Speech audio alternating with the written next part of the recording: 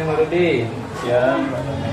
Ini Pak Rudi, besok kan rencananya Pak Rudi mau ini ada jam masuk kelas. Sekalian Pak Rudi, saya ini ada tugas untuk supervisi guru di kelas. Jadi Pak Rudi mau saya jadikan objeknya untuk penelitian saya. Jadi gini Pak Rudi, sebelum kegiatan pembelajaran dilakukan ada hal-hal yang perlu kita obrolkan dulu Pak Rudi. Bukan pertanyaan sih, kita ngobrol dulu untuk kesiapan besok ini Pak Rudi ya. Ini Pak Rudi ini megang atau mengampu mata pelajaran apa Pak Rudi? Saya mengampu IPS. IPS ya? IPS. Kemudian besok rencananya ini mau masuk kelas berapa? Besok ada di kelas 8. Kelas 8. Iya. Pak Rudi kayaknya sudah megang ini ya, perangkatnya. Iya, benar, Pak. Sudah dibuat. Sudah disiapkan, Pak. Pakai RPP apa modulator? Pakai modulator, Pak. Pakai modulator. Ini kalau boleh tahu Pak Rudi, besok ini apa ini? Topik materinya ini apa? Kalau Tentang apa? materinya ya. Besok ini. Kalau materinya besok itu tentang sumber daya alam Indonesia. Sumber daya alam. Ini Pak Rudi sedikit Pak Rudi. Tujuannya Pak Rudi, tujuan pembelajarannya coba dibacakan satu aja nggak apa-apa Pak Rudi di pembelajarannya. Tujuan pembelajarannya yang pertama itu siswa-siswi dapat mengetahui Mengetahui tentang apa saja sumber daya alam yang ada di Indonesia. Dapat mengetahui sumber daya alam yang ada di negara kita ini. Iya. Salah satu tujuan pembelajaran. Salah satu tujuan. Sudah tertulis di modulatornya. Sudah tertulis. Pak Rud, besok ini rencananya pakai metode pembelajaran apa Pak Rud? Anak-anak. Tolong ini Pak Rud, gambarkan dikit skenario nya anak-anak itu suruh ngapa. Oh iya. Kalau untuk besok itu rencana pembelajarannya saya menggunakan metode diskusi, Pak. Diskusi, kelompok. Jadi nanti dibagikan kelompok, mereka diberikan LKPD dan juga bahan ajar untuk bacaan. Iya. Jadi nanti mereka menjawab LKPD, bisa sumber bacaan dan juga nanti sedikit ada penyampaian materi. Problem based learning ya. PBL. PBL ya. Iya. Seru itu pasti. Pasti, Pak. Ada nggak Pak Rud media yang dibawa besok kira-kira? Besok medianya ya pertama ya buku PK, bisa, Ya. terus ya bahan ajar tadi yang sudah disiapkan. KPD tadi Iya. sudah dibuat. Sudah dibuatkan. Alhamdulillah. Besok rencana jam berapa Pak Rud? Besok di jam pertama. Jam pertama pagi. Iya, pagi. Masih fresh anak-anak itu Fresh. pasti. Ini Pak Rud, satu lagi Pak Rud untuk memastikan persiapan kita besok ya. Itu asesmen bentuknya kayak mana Pak Rud? Artinya penilaiannya nanti itu kita langsung waktu pembelajaran atau di sesi ada tanya jawab atau ada soal atau bagaimana? Cara menilai Pak Rud untuk mengetahui anak itu sudah mampu sesuai dengan tujuan pembelajaran tadi untuk mengukurnya. Karena tadi metodenya pakai diskusi, jadi untuk penilaiannya saya pakai lembar observasi. Lembar observasi. Iya, dari sikapnya, pengetahuannya, dan keterampilannya. Jadi pas langsung pembelajaran itu langsung bisa dinilai. Bisa dinilai, dilihat anak-anak yang kreatif, Waktu dia tanya, waktu diskusi, langsung dapat asesmennya. Oke Pak Rudi, saya rasa untuk perencanaan kayaknya sempurna banget Pak Rudi, ini persiapannya sudah komplit dan tinggal action saja. Minta izin Pak Rudi besok saya ini di belakang anak-anak untuk melihat Pak Rudi mengajar di kelas. Boleh ya Pak Rudi? Boleh. Nanti setelah pembelajaran selesai kita ngobrol lagi. Iya. Nanti sudah terlaksana semua belum sesuai rencana yang ada di modul belajar atau ada perbaikan-perbaikan? Nggak apa-apa Pak Arut ya? Nggak apa-apa, malah saya senang Pak dibimbing sama Pak Tony. Iya, bukan membimbing Pak Rudi, kita sama-sama belajar. Saya rasa itu dulu Pak Rudi. Besok kita ketemu pagi ya Pak Rudi ya. Pagi. Pagi nanti saya juga masuk di kelas. Hari ini cukup. Semoga pembelajarannya berjalan lancar. Terima kasih Pak Rudi ya. Terima kasih juga Pak.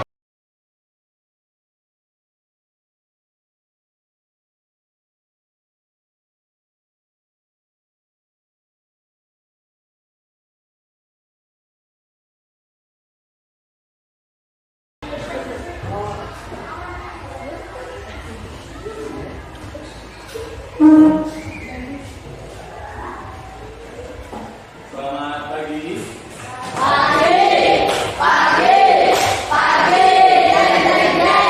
Oke, sebelum kita memulai pelajaran pada hari ini, ada baiknya kita berdoa terlebih dahulu. Setelah itu lanjut dengan menyanyikan lagu nasional. Supaya apa yang kita kerjakan hari ini mendapatkan ridho dari Allah Subhanahu wa Ta'ala, serta dapat menunjukkan rasa cinta kita terhadap NKRI. Oke, pada semua kelas, Bapak persilakan.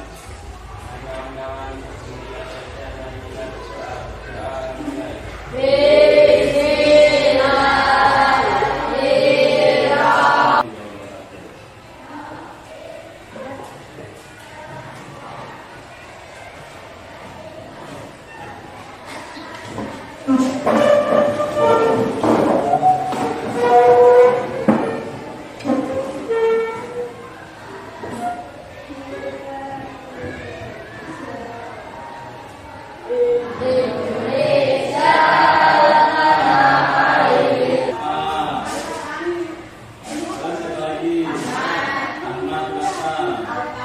Apa juga? Bapak ini siapa? Julian.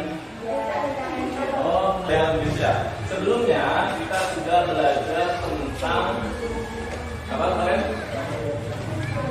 Tentang letak geografis, astronomis, dan biologis.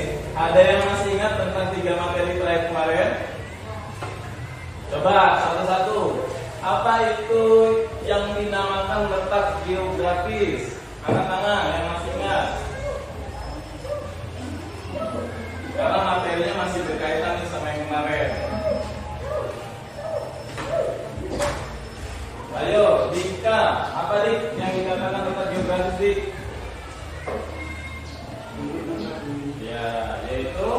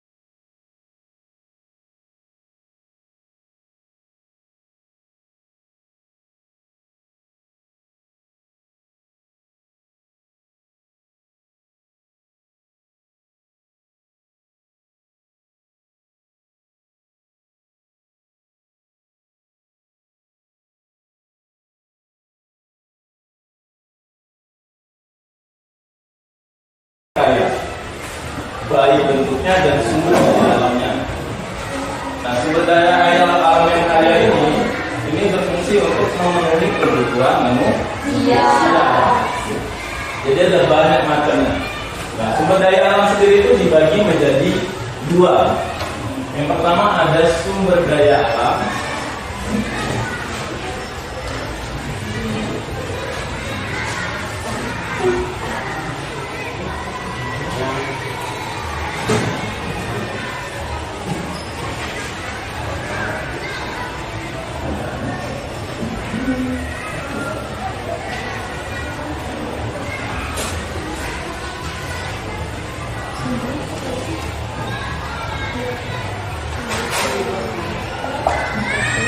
Jadi ada dua jenisnya. Ada yang sumber daya alamnya bisa diperbarui dan ada yang tidak bisa diperbarui. Maksudnya seperti apa, Ken?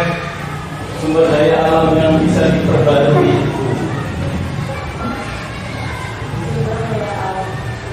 Artinya sumber daya alamnya ini ketika diambil atau dimanfaatkan masih terus ada. Contohnya seperti apa? Contohnya seperti air. Terus apa lagi? Tanah. Terus apa lagi? Angin. Terus dan bukan atau kan? Ini adalah sumber-sumber daya alam yang masih bisa diperbarui. Artinya kuantitasnya atau jumlahnya itu masih sangat banyak. Juga ada limitnya. Limit itu artinya ada batasan. Nah, beda halnya dengan sumber daya alam yang tidak dapat diperbarui. Sumber-sumber daya alam yang masuk dalam kelompok ini artinya sumber-sumbernya yang jumlahnya itu sangat sedikit, nggak bisa diperbarui lagi oleh manusia. Contohnya apa? Batu bara, cerdas,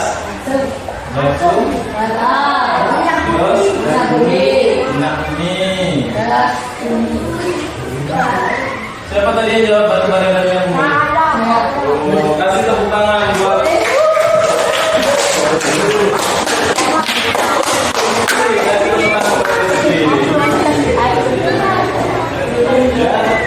Jadi sumber daya alam ada dua, ada yang bisa diperbarui dan ada yang tidak bisa diperbarui. Terus masuk ke yang kedua, jenis sumber daya alamnya atau secara rincinya.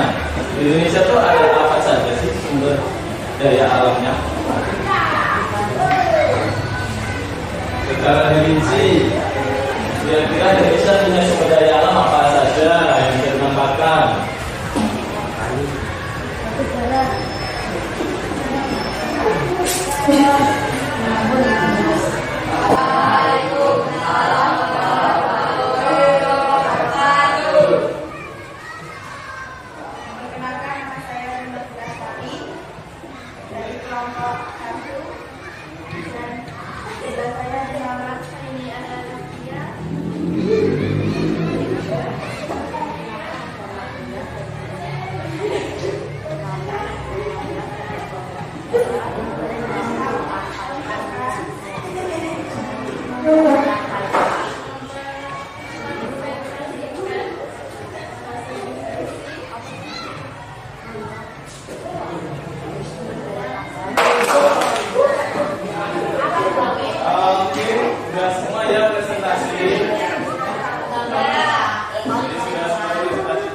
Sumber daya alam yang berkaitan dengan sumber daya hutan, tambang, dan pemanfaatan.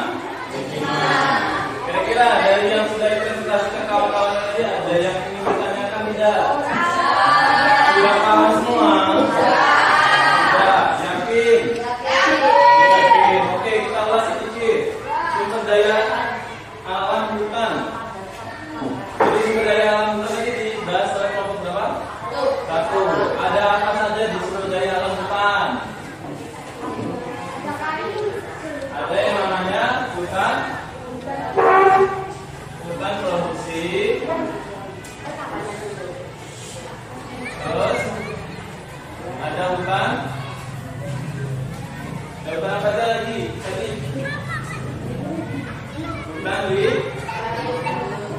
Terus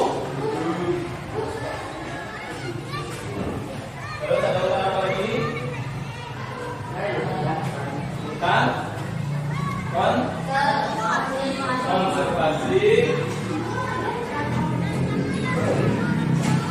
Terus ada urutan apa lagi? Masih ada nggak? Masih ada apa lagi? Ada lagi? Enggak ya, cuma 3 ya. Nah, yang ketiga ini dibagi menjadi dua. Ada kawasan pelestarian sama satu lagi apa kamu tahu? Kawasan suaka.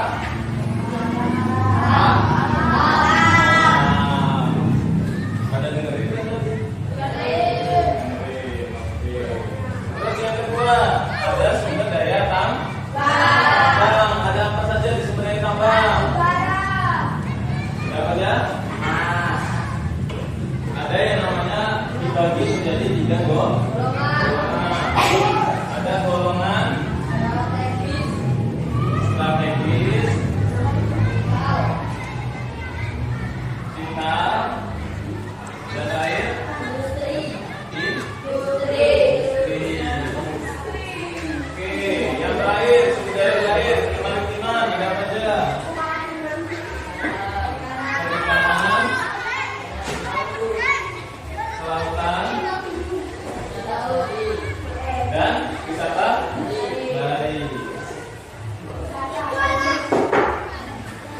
Nah, ini adalah sumber-sumber daya alam yang bisa dimanfaatkan oleh manusia yang ada di Indonesia. Ini bisa dikembangkan, bisa menjadi sumber pemasukan atau sumber ekonomi, atau juga hanya untuk memenuhi kebutuhan warga. Artinya sumber daya alam yang ada di Indonesia ini bisa menjadi alat pemuas bagi kebutuhan manusia. Oke, kalau tidak ada yang ditanyakan, karena waktu jamnya sudah selesai, maka kita cukupkan sampai di sini. Untuk mengakhiri pembelajaran hari ini, kita ucapkan alhamdulillah. Semoga apa yang kita pelajari bisa bermanfaat kemudian hari. Assalamualaikum warahmatullahi wabarakatuh.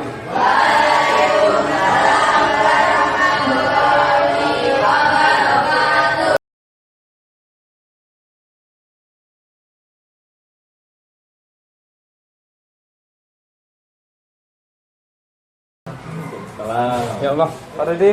Ya Pak. Capek Pak Rudi ya. Ya, gitu lah Pak. Kita dari kelas tadi, alhamdulillah selesai kegiatan kita tadi. Baru tadi sudah belajar di kelas sama anak-anak, saya di belakang. Pak Rud, ini ada perasaan lain nggak? Atau malu apa ilfil apa gimana Pak Rud? Ya, yang pasti kalau kita di dalam kelas dilihatin sama ngerjain pasti berkelas.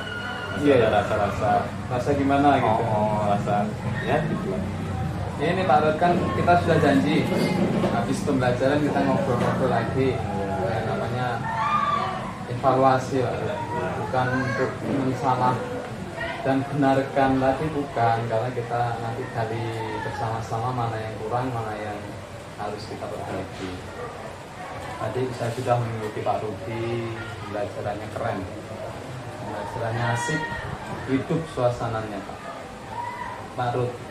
Kalau menurut Pak Rudi tadi itu sudah sesuai dengan skenario kita kemarin belum Pak pembelajarannya?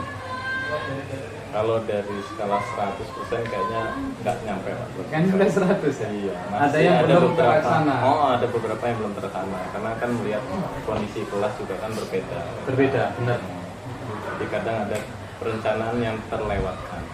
Ada yang terlewatkan. Saya sempat menangkap itu sih Pak Rud sebenarnya, tapi nggak apa-apa ya, itu normal Pak, itu maklum. Saya pun seperti itu, sering banyak yang terlupakan, nggak sesuai rencana. Nggak apa-apa, saya malah lebih seneng kayak Pak Rudi tadi, nggak ada yang di ini berjalan sesuai dengan keadaan sesuai yang ada. Tadi Pak Rudi sudah pembelajarannya berdiferensiasi ternyata perangkatnya Pak Rudi. Kemarin kita nggak membicarakan itu, ternyata perangkatnya sudah berdiferensiasi, pembelajarannya sudah sesuai kebutuhan anak. Tadi juga saya lihat di situ ada nilai-nilai emosional anak, sosial emosional. Itu tadi Pak Rudi berdoa dulu, itu ada nilai kesadaran diri dan sebagainya. Tadi sudah saya kasih catatan, itu bagus. Itu yang saya harapkan, dan saya harapkan untuk semua guru yang lain bisa seperti Pak Rudi. Pak Rudi, untuk tadi dan kedepannya itu kira-kira ada nggak Pak Rudi kendala yang sering muncul waktu proses pembelajaran itu sehingga tidak sesuai rencana, tidak sesuai dengan perangkat sintaknya Pak? Apa kendalanya Pak kira-kira? Kalau kendala itu biasanya kembali lagi ke siswa. Kadang saya tidak bisa terlalu menguasai semua kelas. Ya, Kondisi moodnya kelas, siswa. iya, ada terkadang mood atau siswa yang keaktifannya lebih di dalam kelas. Yang ada yang terkadang yang membuat fokus kita atau keluar dari situ. Iya, justru saya malah suka Pak Rud sama siswa yang oper-oper kayak gitu, suka saya sebenarnya. Itu malah yang membuat pembelajarannya hidup sebenarnya. Kalau yang diem itu malah susah, ternyata susah kita untuk mengukur dia sudah paham apa belum. Ini lah ada catatan lagi sedikit Pak Rud tadi. Oh tadi ini kendalanya kalau moodnya siswa berbeda-beda. Ini Pak Rud, kira-kira ada nggak rencana agar itu teratasi, agar moodnya bisa kita kuasai semua? Mungkin di sela-sela belajar kita perlu penyegaran, mindfulness lagi, mungkin seperti itu. Kayak mana kalau strategi Pak Rud?